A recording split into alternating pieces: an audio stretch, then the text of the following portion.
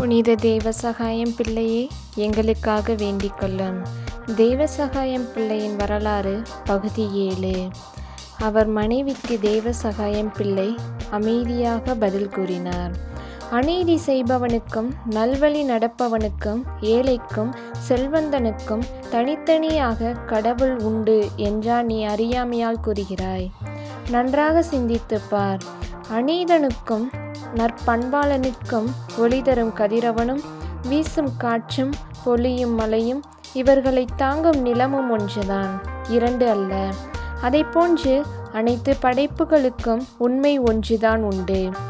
இந்த உண்மைக்கு அடிப்படையான கடவுளும் ஒருவரே. அந்த கடவுள் முன் செல்ல வேண்டிய வழி ஒன்றுதான். புண்ணிய ஆன்மாக்கள் போய் சேர வேண்டிய விண்ணகமும் ஒன்றுதான். பாவிகள் சென்று அடையும் நரகமும் ஒன்றுதான். இவ்வாறு இருக்கையில் பல தெய்வங்களும் பல மதங்களும் உண்டென்று கொஞ்சமும் விவேகமில்லாமல் ஏன் சிந்திக்க வேண்டும்?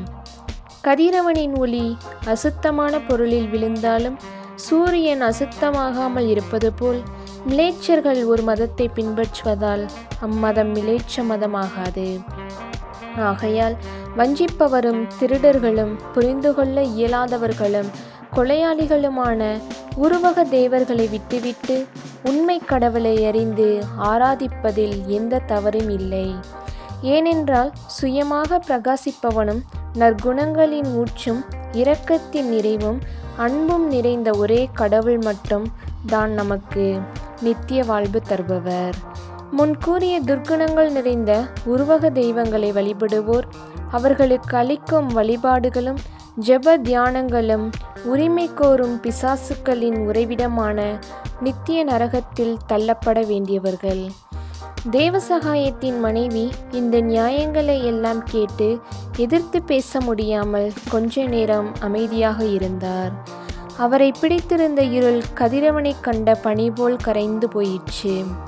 இறுதியில் அவர் தமது கணவரின் விருப்பப்படி திருமுழுக்கு பெற உறுதி கொண்டு தமது விருப்பத்தை தெரிவித்தார்.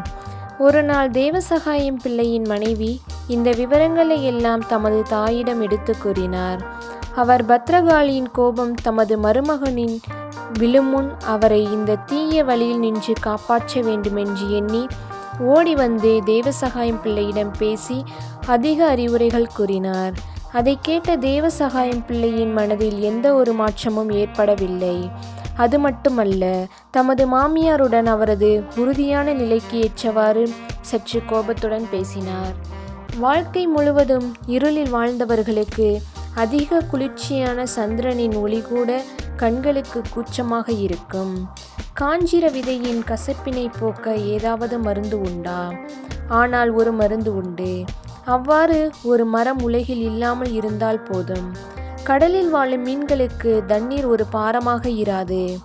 உங்களுக்கு இரக்க புத்தி எங்களுக்கு நன்மை செய்வதை விட எங்களோடு போராடி தோல்வி கண்ட உங்களது பத்ரகாளிக்கும் சிவனுக்கும் அதிக மகிழ்ச்சியையும் திருப்தியையும் உண்டாக்கும்.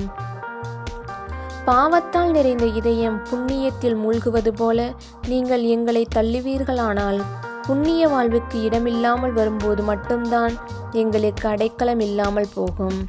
இவ்வாறு தேவசகாயம் பிள்ளை கூறிய வார்த்தைகளின் பொருள் புரிய முடியாத நிலையில் முன்பு இருந்த கோபத்தின் மீதியையும் சுமந்து கொண்டு மகளின் முன் ஓடிச் சென்றார்.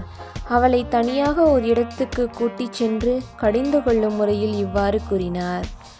ஏடி, உனது கணவரை யாரோ மருந்து கொடுத்து புத்தி பேதலிக்க செய்திருக்கின்றனர். அவரது சொல்லும் செயலும் முன்னை போல இல்லை. பொருள் இல்லாமல் பேசுகிறார். அதனால் நீ அவர் சொல்வது எதுவும் கேட்கக்கூடாது. நீ அவரிடமிருந்து வேதம் படிப்பதென்றால் உனக்கு பிறக்கும் குழந்தைகளின் வாழ்க்கை எந்த துணையும் இன்றி ஆதரவற்று போகும்.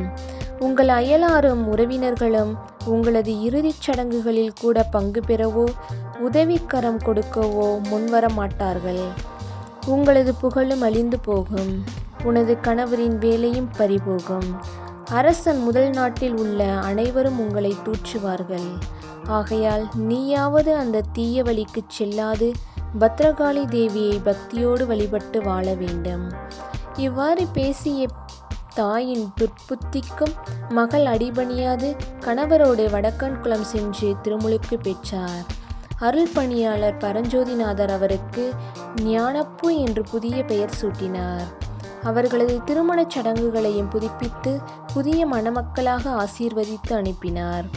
வீட்டில் வந்து அவர்களுக்கு கிடைத்த ஞான ஒளியை அறிவித்தனர். பலரையும் மனம் மாறச் செய்து கிறிஸ்தவ மதத்தில் சேர்த்தனர்.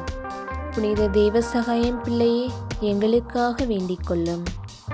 இயேசுவுக்கே புகழ். மரியே வாழ்க.